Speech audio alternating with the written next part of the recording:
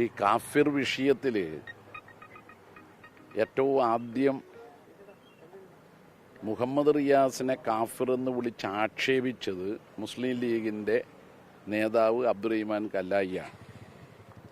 അന്ന് തന്നെ അദ്ദേഹം അങ്ങനെയൊരു വിശേഷണം നടത്തി ഒരു മന്ത്രിയെ അപമാനിച്ചതിന് നടപടി വേണമെന്ന ആവശ്യം ഉയർന്നു വന്നിരുന്നു. അങ്ങനെയൊരു കാഫിർ പ്രയോഗം പൊതുയോഗത്തിൽ അദ്ദേഹം കോഴിക്കോട് നടത്താൻ ഇടവന്നത് മുഹമ്മദ് റിയാസ് വീണ വിജയനെ വിവാഹം കഴിച്ചതാണ്. അപ്പം കാഫിർ എന്നത് യു ഡി എഫിൻ്റെ ഒരു പ്രയോഗമായിട്ടാണ് നമ്മൾ കണ്ടത്.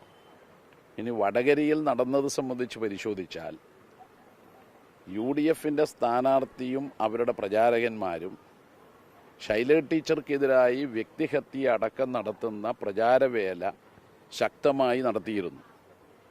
അതിൽ മേൽ കേസുമുണ്ട്. അതിൻ്റെ അന്വേഷണം നടക്കുകയാണ്. അതുപോലെ ഒന്നാണ് കാഫിർ എന്ന വിശേഷണത്തോടു കൂടി ഒരു വാട്സപ്പ് പോസ്റ്റ് വന്നത്. ആ പോസ്റ്റ് ആരാണ് ആദ്യം ഒറിജിനേറ്റ് ചെയ്തത് അതിതുവരെ പോലീസ് കണ്ടെത്താൻ കഴിഞ്ഞിട്ടില്ല.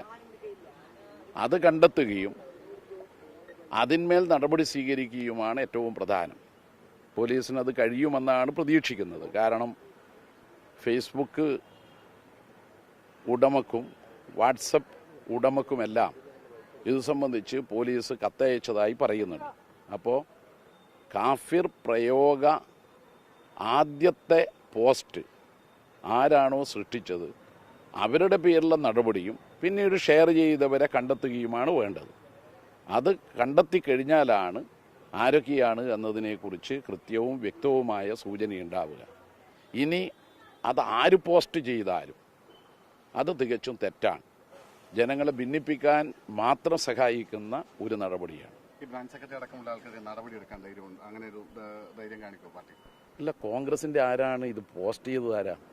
ഞാൻ പറഞ്ഞത് പ്രചരിപ്പിച്ചവർക്ക്. അതെ, നിങ്ങളെ മീഡിയ ഒരു സാധനം പോസ്റ്റ് ചെയ്യുന്നു. അത് നിങ്ങൾ പോസ്റ്റ് ചെയ്തത് തെറ്റായ കാര്യമാണ്. അത് ഒറിജിനേറ്റ് ചെയ്ത് എം വി ജയരാജനാണെന്ന് വിചാരിക്കുക. നിങ്ങൾ എം വി ജയരാജൻ്റെ പേരിൽ നടപടിയെടുക്കണമെന്നല്ലേ പറയുക? അതല്ലേ പറയുക? അല്ല, അതുകൊണ്ടാണ് പോസ്റ്റ് ചെയ്ത് ജയരാജനെ കണ്ടെത്തട്ടെ. അതോടൊപ്പം പ്രചരിപ്പിച്ചവരും തെറ്റാണ് ചെയ്തത്.